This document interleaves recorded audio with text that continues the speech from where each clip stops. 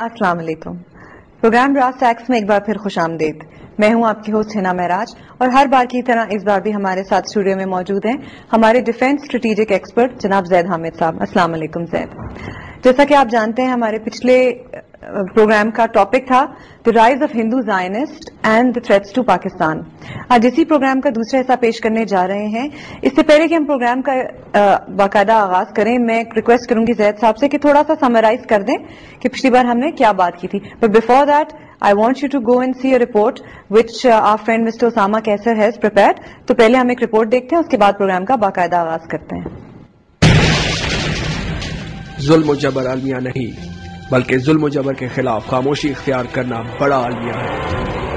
भारत में अक़लियतों ख़ुसूसन मुसलमानों के खिलाफ मजहबी तासुब अपने अरूज पर है, जिसके लिए वक्तन फवक्तन मुख्तलिफ नामों से तंजीमें नजर आती हैं, जो न सिर्फ अक़लियतों के हकूक की पामाली बल्कि अक़लियतों के साथ बदतरीन रवैया अपनाए हुए हैं। हैरत की बात तो ये है कि इन तंजीमों को हुकूमती आशीर्वाद भी हासिल है। हिंदू नेशनलिज्म का प्रचार करने वाली तंजीम राष्ट्रीय स्वामी सेवक संघ या RSS का शुमार भी ऐसी ही बुनियाद परस्त और अस्करियत पसंद तंजीमों में होता है। भारतीय जनता पार्टी BJP की सरपरस्ती में शिवसेना, विश्व हिंदू परिषद और RSS इंतहा पसंदी और दहशत गर्दी की जिंदा मिसालें हैं, जो भारत के सबसे बड़ी जमहूरियत के तौर पर एक ना मिटने वाला दाव है। RSS की बुनियाद 1925 में डॉक्टर KB हिजवाड़ ने हिंदुओं के मुकद्दस दिन पर महाराष्ट्र के शहर नागपुर में रखी। हिंदू रिवायात के मुताबिक इस दिन देवता राम ने एक जालिम देवता रावण को शिकस्त दी थी। हिंदू बुनियाद परस्त तंजीमों जैसे BJP ने राम के नाम पर हिंदुस्तान की बड़ी आबादी को बेवकूफ बनाकर वोट हासिल किए। BJP, RSS और शिवसेना के मुताबिक हिंदुस्तान में रहने का हक सिर्फ हिंदुओं के पास है और इस मकसद के हसूल के लिए इन तंजीमों ने कत्ल गारत जैसे घिनौने जराइम का इर्तिकाब हुकूमती पुष्टपनाही से किया। बाल ठाकरे की सरबराही में शिवसेना ने मुसलमानों के खिलाफ कई पुरतशद्दुद वाक़ियात किए। 1991 में बाबरी मस्जिद की शहादत, बॉम्बे में हिंदू मुस्लिम फसादात और अयोध्या के फसादात में शिवसेना ने मुसलमानों और दूसरी अक़लियतों के खिलाफ किसी भी किस्म के जुल्म से इज्तिनाब ना किया। बाल ठाकरे ने कई बार हिंदुस्तान से इस्लाम और मुसलमानों के खात्मे जैसे घटिया अज़म का इजहार भी किया है, जिसके लिए उसने कई बार हिंदू मुस्लिम फसादात की बुनियाद रखी। 2002 में गुजरात में हिंदू मुस्लिम फसादात में 2000 से ज्यादा मुसलमान शहीद कर दिए गए। मुसलमान खवातीन की बेहुरमती की गई, जिसमें गुजरात के वजीर आला नरेंद्र मोदी, उस वक्त के वजीर दाखिला गॉर्डन दाफिया और पुलिस चीफ PC पांडे भी मुलव्वस पाए गए। 1998 में BJP के इक़्तिदार में आने के बाद अक़लियतों के खिलाफ मज़ालिम में इजाफा हो गया।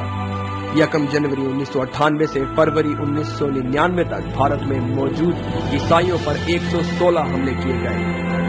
बाल ठाकरे और शिवसेना के नजरियात को देखते हुए यहूदी भी इसमें दिलचस्पी ले रहे हैं, क्योंकि दोनों के नजरियात का मकसद मुसलमानों को नीस्तो नाबूद करना है, जिसकी वजह से दोनों में कुर्बत दिन ब दिन बढ़ रही है। जी हाँ, रिपोर्ट आपने देखी। अब प्रोग्राम को आगे बढ़ाते हैं। जी जैद साहब। देखिए है ना, ये प्रोग्राम जैसे आपने कहा कि ये गुज़िश्ता से वाबस्ता है। जो प्रोग्राम हम ये करने जा रहे हैं ये एक सीरीज है 5 या 6 प्रोग्रामों की। पिछले प्रोग्राम में हमने राइज ऑफ हिंदू ज़ायनिज्म, इसकी तारीख को डिस्कस किया था, यानी अशोका की हुकूमत से लेकर किस तरह चाणक्य की आइडियोलॉजी, किस तरह मुस्लिम इन्वेजन होता है इंडिया में, 1000 साल मुस्लिम रूल रहा, बीच में हिंदू पॉलिटिकल थॉट प्रोसेस का एक रिवाइवल, किस तरह इन्होंने कोशिश की कि पॉलिटिकल और मिलिट्री रिवाइवल करके दोबारा से अपनी सल्तनत पर कब्जा किया जा सके, वो नहीं कर सके। फिर उसके बाद मुसलमानों के जवाल का दौर 1857 तक हम पहुंचे थे और 1857 की जंग आजादी पे हमने अपना पहला प्रोग्राम खत्म किया था। आज हम इससे आगे चलेंगे। आज जो हमारे मामलात हैं 1857 से लेकर पाकिस्तान के क़याम के बाद तक के हैं। ये तारीख समझना इसलिए जरूरी है कि जो कुछ आज हमारे अतराफ में हो रहा है इसकी बुनियाद इसी दौर में रखी गई थी। देखिए 1857 की जंग आजादी की सबसे अहम बात जो समझने की है वो ये कि उसकी क़यादत मुसलमानों के पास थी। ये जो बगावत बर्पा की थी ये मुसलमानों और हिंदुओं ने मिलकर की थी। लेकिन ये क्या वजह है कि ये बगावत नाकाम हुई? इसकी नाकामी में मुसलमानों में भी गद्दार मौजूद थे, लेकिन बहुत बड़ी वजह जो अब खुद मगरिब के हिस्टोरियंस भी इस बात को लिख रहे हैं कि ऐन मैदान जंग के दौरान इन्होंने हिंदुओं को खरीद लिया था। انہوں نے ہندوؤں سے یہ کہا کہ اگر مسلمانوں کی حکومت دوبارہ قائم ہوتی ہے تو تم پھر غلام ہو جاؤ گے، تم ہمارے پاس آؤ، ہم تمہیں عزت اور ہم تمہیں مقام دیں گے، مسلمانوں کو ہم دونوں مل کر ذلیل کریں گے، وہ ہم دونوں کے دشمن ہیں۔ اور اس کے نتیجے میں میدان جنگ میں ہندو دستے جو تھے چھوڑ چھوڑ کے الگ ہوتے چلے گئے۔ ایک لیٹسٹ کتاب آئی ہے، ولیم ڈیرمپل نے کتاب لکھی ہے دی لاسٹ مغل کے نام سے، اس کتاب کو پڑھیے، خود ان کے اپنے پیپرز ہیں، خود ان کی اپنی ہسٹری ہے۔ یہ پہلا موقع تھا کہ جب ہندوؤں کو یہ احساس ہوا کہ مسلمانوں کی طاقت کو توڑنے کے لیے یہ انگریزوں کی مدد لے سکتے ہیں۔ یہ خیال، یہ تھاٹ پروسیس ان کا ابھی تک گیا نہیں ہے، یہ ابھی بھی انگریزوں کی طرف دیکھتے ہیں مسلمانوں کی طاقت کو توڑنے کے لیے۔ یہ 1857 کے بعد شروع ہوا تھا۔ انگریزوں نے چونکہ حکومت مسلمانوں سے لی تھی، مسلمانوں کی حکومت، مسلمانوں کی طاقت ہی نہیں، مسلمانوں کی تہذیب کو بھی انہوں نے مٹانا تھا۔ ہماری، جیسے ہم نے بات کی کہ ہماری فارسی اور ہماری عربی زبان کا انہوں نے بیڑا غرق کیا، ہماری نوکریاں، ہماری اکنامک بلاکیڈ مسلمانوں پہ لگایا، نوکریاں نہیں دیتے تھے ان کو، مسلمانوں کو، تمام مسلمان علماء کو ایک رات میں جاہل قرار دے دیا انہوں نے، یہ کہہ کر کہ ان کی ڈگری تسلیم نہیں کی جائے گی۔ یہ تمام تعلیمی نظام مسلمانوں کا کہ جو 1000 سال تک جس کی بنیاد پر مسلمان حکومت کرتے چلے آئے تھے، اس کو ایک رات میں انہوں نے جاہل قرار دے دیا، رد کر دیا، اور کہا کہ جب تک کوئی شخص انگریزی نہیں پڑھے گا، جب تک کوئی انگریز نہیں بنے گا۔ یہ تمام باتیں ہندوؤں کے لیے تو ایک نعمت غیر مترقبہ تھی، یعنی وہ تو یہ ایسی ان کو ایک انویٹیشن تھی انگریزوں کی طرف سے کہ جس کو یہ ریفیوز نہیں کر سکتے۔ بلیسنگ ان ڈسگائز، وہ ایک سپر پاور تھی۔ انگریز ایک ایسی طاقت تھے اس زمانے میں کہ جن پر سورج نہیں ڈوبتا تھا، اور جب انہوں نے پورا ہاتھ ہندوؤں کی طرف بڑھایا کہ تم آؤ ہمارے ساتھ شامل ہو جاؤ، ہم تمہیں دنیا کی ہر وہ چیز دیں گے جس کی تم خواہش کرتے رہے ہو پچھلے 1000 سال میں۔ یہ بھی صرف انگریزوں کی چال تھی، ڈیوائڈ اینڈ رول ان کا ایک پرانا طریقہ تھا۔ 1885 میں انڈین نیشنل کانگریس بنتی ہے، یہ پہلی دفعہ ایک سیاسی جماعت بنائی گئی انڈیا کے لوگوں کے لیے، اور امیڈیٹلی کانگریس کے بنتے ہی اس کو ہندو ڈومینیٹ کر گئے، یعنی کہنے کو تو یہ انڈین نیشنل کانگریس تھی لیکن اس پر ہندو ڈومینیٹ کر رہے تھے۔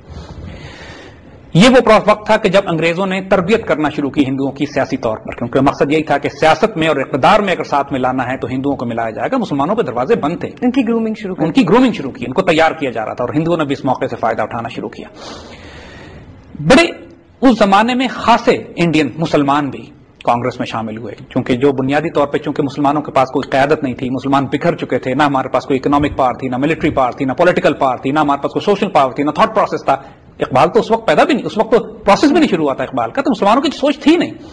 تو مسلمانوں نے انڈین نیشنلزم کی بنیاد پہ خاصے لوگوں نے انڈین نیشنل کانگریس جوائن کرنا شروع کی۔ محمد علی جناح نے بھی انڈین نیشنل کانگریس جوائن کی۔ میں یہاں قائد اعظم نہیں کہہ رہا کیونکہ اس وقت یہ قائد اعظم بنے نہیں تھے، اس وقت یہ محمد علی جناح تھے۔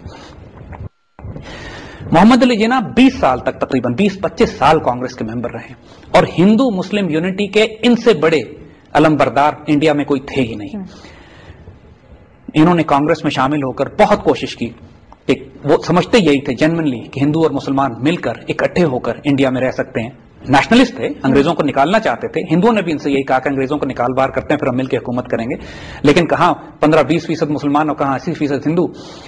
ہندوؤں کی یہ چال محمد علی جناح کو بہت بعد میں علامہ اقبال نے سمجھائی، اس پہ تاریخ پر ہم آئیں گے، لیکن صرف کانگریس کے ہونے کی وجہ سے مسلمان انکمفرٹیبل فیل کرتے تھے۔ 1885 میں کانگریس بنی اور 1906 میں مسلم لیگ پھر مسلمان بنا۔ ہولڈ دیٹ تھاٹ، وقت ہو ایک بریک کا، ملتے ہیں آپ سے بریک کے بعد۔ پروگرام میں ایک بار پھر خوش آمدید۔ جی زید صاحب، بات ہو رہی تھی 1906 اور مسلم لیگ کی۔ جی دیکھیے، جیسے ہم نے بات کی کہ 1885 میں کانگریس کے بعد خاصے انڈینز مسلمان سمیت انکلوڈنگ محمد علی جناح انہوں نے کانگریس جوائن کی، لیکن مسلمانوں میں ایک بیداری پیدا ہو رہی تھی کہ ہماری کوئی نمائندہ جماعت نہیں ہے۔ یہ تصور پیدا ہو گیا تھا مسلمانوں میں، نظر آ گیا تھا مسلمانوں کو کہ کانگریس کو ڈومینیٹ کر چکے ہیں ہندو۔ 1906 میں مسلمانوں نے مسلم لیگ